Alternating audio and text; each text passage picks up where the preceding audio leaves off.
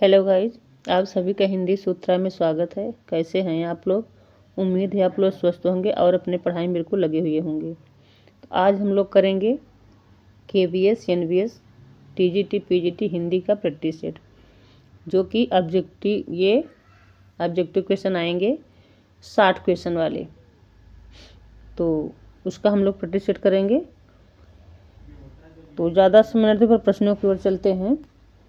21 पत्तियों का गुलाम यात्रावृत्त है। 21 पत्तियों का गुलाम किसका यात्रावृत्त है? ये तो अमृता प्रीतम का है। अमृता प्रीतम, यहाँ प्रतिमा लिख गया है, प्रीतम होगा। अमृता प्रीतम का है। पहला ऑप्शन हमारा सही हो जाएगा, अमृता प्रीतम।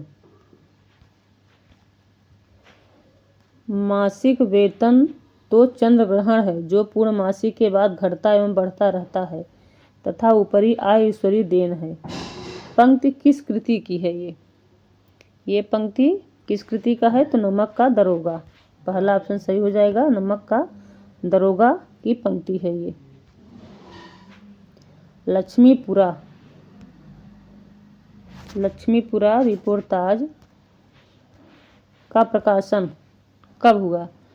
लक्ष्मीपुरा रिपोर्टाज का प्रकाशन रूपाव पत्रिका में 1938 ईस्वी में हुआ है। चौथा ऑप्शन हमारा सही हो जाएगा, रूपाव पत्रिका 1938 ईस्वी। राम प्रिय निर्मल वर्मा साहित्य है। प्रिय राम निर्मल वर्मा पत्र साहित्य। प्रिय राम निर्मल वर्मा पत्र साहित्य किसका है ये? तो गगन बिहारी का है। चौथा ऑप्शन सही हो जाएगा, गगन बिहारी। कुएं की मुड़ेर पर विधा है। RP वर्मा का रचना है ये। इसमें विधा पूछा गया है, किसकी विधा है ये? कुएं की मुड़ेर पर, तो काव्य है ये, काव्य विधा है। दूसरा ऑप्शन सही हो जाएगा, काव्य। सचेतन कहानी की सूत्रधार पत्रिका कौन सी है? तो ये है आधार पत्रिका। तीसरा ऑप्शन सही हो जाएगा, आधार पत्रिका।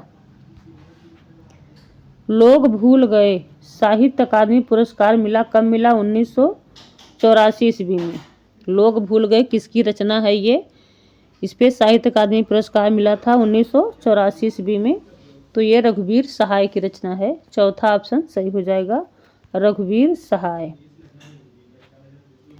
अंगद का पाँव कृतिकार का जन्म स्थल कौन है? अंगद का पाँव किसने लिखा था और उनका जन्म कहाँ हुआ था? मतलब जो अंगद का पाँव के लेखक का जन्म कहाँ हुआ था? तो लखनऊ में हुआ था। दूसरा ऑप्शन सही हो जाएगा, लखनऊ। लोको विद्या प्रकीर्णस्य काव्यांगन उक्ति है। किसकी उक्ति है ये? लोको विद्या प्रकीर्णस्य काव्यांगन वामन की है। पहला ऑप्शन सही हो जाएगा, वामन। आचार्य भरत मुनि ने अनुभावों की संख्या कितनी मानी है? भरत मुनि ने अनुभावों की संख्या कितनी मानी है? तो 8 मानी है। तीसरा ऑप्शन सही हो जाएगा, 8।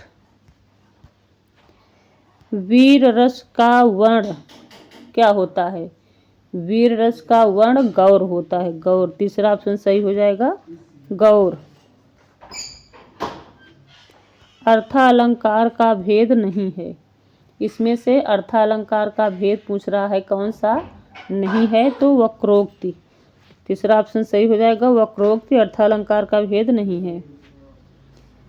रेंग चली जस वीर बहुती में कौन सा अलंकार है? रेंग चली जस वीर बहुती में उपमा अलंकार है। पहला ऑप्शन सही हो जाएगा, उपमा अलंकार।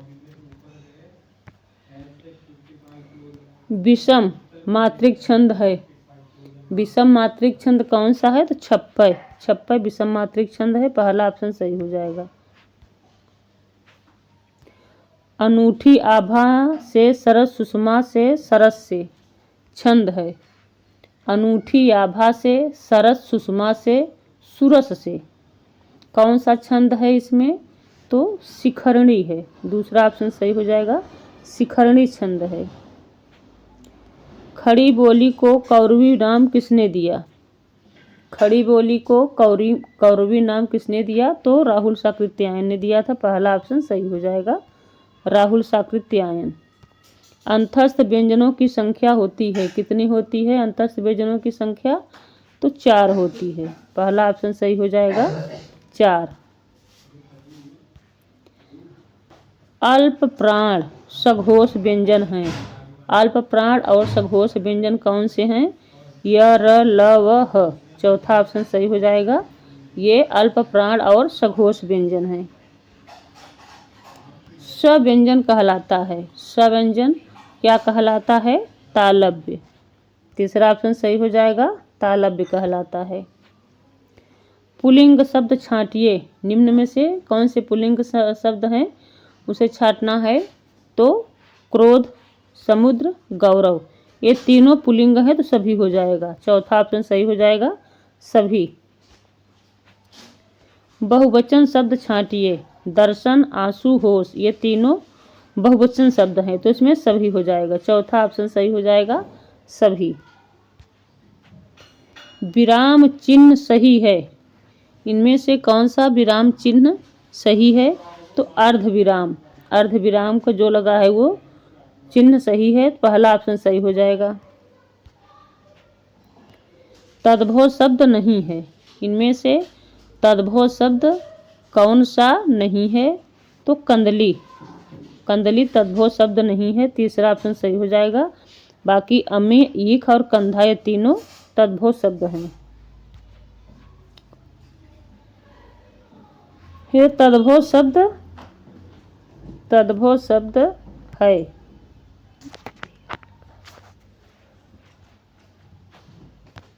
तद्भव शब्द है, इनमें से तद्भव शब्द कौन सा है? तो सिर, सिर क्या है? सिर तद्भव शब्द है। चौथा ऑप्शन सही हो जाएगा, तद्भव शब्द। पुर्तगाली शब्द है, इनमें से पुर्तगाली शब्द कौन सा है? तो चाबी। तीसरा ऑप्शन सही हो जाएगा, चाबी क्या है? पुर्तगाली शब्द है। जीवन मरण में कौन सा समास है? तो जीवन मरण में वैकल्पिक द्वंद्व समास है। पहला ऑप्शन सही हो जाएगा, वैकल्पिक द्वंद्व समास। केला का पर्यायवाची शब्द नहीं है, केला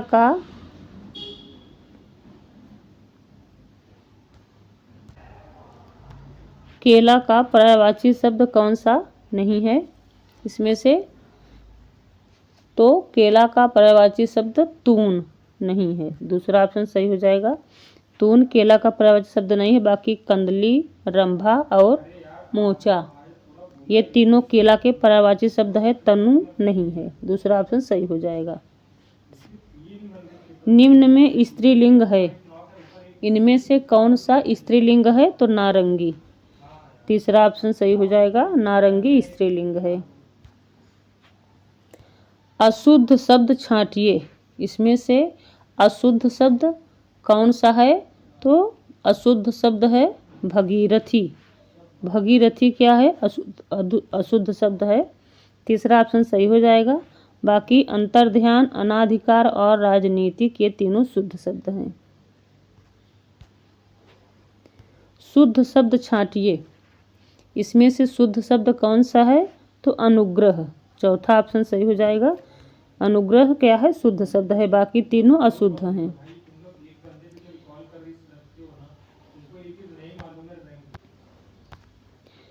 विरोध करना मुहावरे का सही अर्थ क्या होगा? विरोध करना का मुहावरे का अर्थ हो गया सिर उठाना। तीसरा ऑप्शन सही हो जाएगा, सिर उठाना। नाक पर सुपारी तोड़ना का अर्थ क्या है? नाक पर सुपारी तोड़ना का मुहावरा अर्थ क्या हो जाएगा? बहुत परेशान करना। चौथा ऑप्शन सही हो जाएगा, बहुत परेशान करना। जिसे बुलाया न गया हो उसे वाक्यांश के लिए एक शब्द क्या कहेंगे? जिसे बुलाया न गया हो तो अनाहुत। पहला ऑप्शन सही हो जाएगा, उसे अनाहुत कहेंगे। संविधान में हिंदी को कहा जाता है, संविधान में हिंदी को क्या कहा जाता है? राजभाषा कहा जाता है। पहला ऑप्शन हमारा सही हो जाएगा। अर्थ के स्तर पर भाषा की लघुतम इकाई, अर्थ के स्तर पे भाषा की लघुतम इकाई किसे क्या कहेंगे? शब्द होता है। पहला ऑप्शन सही हो जाएगा। अर्थ के स्तर पर भाषा की लघुतम इकाई शब्द। निम्न में अकर्मक क्रिया है, निम्नलिखित में कौन सा कर्मक किसमें अकर्मक क्रिया है? तो ज्योति रोती है। दूसरा ऑप्शन सही हो जाएगा। ज्योति रोती है में अकर्मक क्रिया है। अव्यय के कितने भेद हैं? तो अव्यय के 4 भेद हैं। पहला ऑप्शन सही हो जाएगा। अव्यय के 4 भेद हैं। अविकारी शब्द होता है, अविकारी शब्द कौन सा होता है? अव्यय। चौथा ऑप्शन सही हो जाएगा। अव्यय अविकारी शब्द होता है। निम्न में से कौन सा शब्द पश्च स्वर है? कौन सा स्वर पश्च स्वर कहलाता है? तो आ। पहला ऑप्शन सही हो जाएगा। आ क्या है? आ को पश्च स्वर कहा जाता है। घ का उच्चारण स्थान नहीं है, इसमें से कौन सा घ का उच्चारण स्थान नहीं है? तो कोई नहीं, इनमें से कोई नहीं। चौथा ऑप्शन हमारा सही हो जाएगा। कोई नहीं, घ का उच्चारण स्थान नहीं है पूछा है तो यहाँ मूर्धा हो जाएगा। मूर्धा, यहाँ मुर्दा लिखा है, यहाँ हो जाएगा 1 मिनट, तो यहाँ सभी हो जाएगा। मूर्धा ताल और दंत से भी घ का उच्चारण होता है, स्थान है। तो चौथा ऑप्शन सही हो जाएगा। कोई नहीं।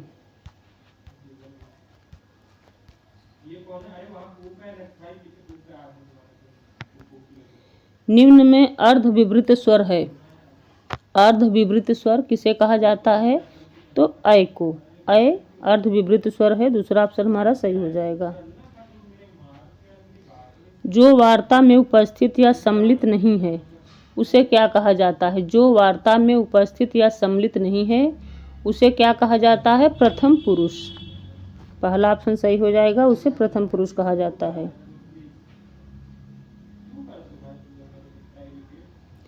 लिट लकार का अर्थ है, लिट लकार का अर्थ क्या है? भविष्य काल। तीसरा ऑप्शन सही हो जाएगा। भविष्य काल। नदी शब्द का तृतीया एक वचन शब्द रूप क्या हो जाएगा? नदी शब्द का तृतीया एक वचन शब्द कौन सा होगा? नद्या। पहला ऑप्शन सही हो जाएगा। नद्या।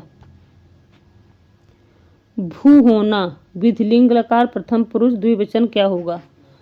भू का विधिलिंग प्रथम पुरुष द्विवचन पूछा है, इसमें क्या होगा? भवेताम। पहला ऑप्शन सही हो जाएगा। भवेताम। अपभ्रंश को कहते हैं, अपभ्रंश को क्या कहते हैं? अवकार बहुला। चौथा ऑप्शन सही हो जाएगा। अवकार बहुला कहते हैं अपभ्रंश को। मूलतः हिंदी में कुल कितने संयुक्त व्यंजन होते हैं? मूलतः हिंदी में कितने संयुक्त व्यंजन होते हैं? तो 4 होते हैं। दूसरा ऑप्शन सही हो जाएगा। 4 संयुक्त व्यंजन होते हैं। अनभिज्ञ शब्द का विलोम क्या होगा? अनभिज्ञ का विलोम अभिज्ञ होगा। पहला ऑप्शन सही हो जाएगा। अभिज्ञ। इनमें से विस्मयादि बोधक चिन्ह का प्रयोग नहीं है, सही नहीं है। इनमें से विस्मयादि बोधक चिन्ह का प्रयोग किसमें सही नहीं है? तो वाह तुमने अच्छा कार्य किया, सही है। हे ईश्वर उसका कल्याण हो, ये भी सही है। अजीत गीत गाया शाबाश, ये भी सही है। तो आप मऊ से आए, ये क्या है? गलत है। तो इसमें चौथा ऑप्शन सही हो जाएगा। इसमें पूछ रहा है किसमें विराम विस्मयादि बोधक चिन्ह का प्रयोग सही नहीं हुआ है, तो चौथे ऑप्शन में सही नहीं हुआ है। चौथा ऑप्शन सही हो जाएगा। निम्नांकित में बताइए कि नवीन विकसित ध्वनियाँ कौन सी हैं? नवीन विकसित ध्वनियाँ किसे कहा गया है? तो ख और ग को। पहला ऑप्शन सही हो जाएगा। ख और ज्ञ है नवीन विकसित ध्वनियाँ। पहला ऑप्शन सही हो जाएगा। कभी का विच्छेद होगा, कभी का संधि विच्छेद क्या होगा? कब धन ही।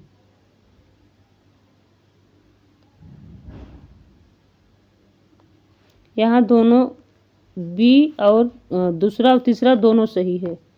कब धन ही, तो दूसरा और तीसरा दोनों सही है, कब धन ही हो जाएगा। हितम मनोहर च दुर्लभ वचः उक्ति है। हितम मनोहर च दुर्लभ वचः किसकी उक्ति है, तो भारवी की है। पहला ऑप्शन सही हो जाएगा, ये भारवी की युक्ति है। गीत गोविंद जयदेव द्वारा रचित सर्ग है। गीत गोविंद जो कि जयदेव द्वारा रचित है, इसमें कितने सर्ग हैं, तो 12 सर्ग हैं। पहला ऑप्शन सही हो जाएगा, 12 सर्ग। निम्न में से गीत काव्य हैं, कौन सा गीत काव्य है, तो ऋतु संहारम गीत काव्य है। तीसरा ऑप्शन सही हो जाएगा।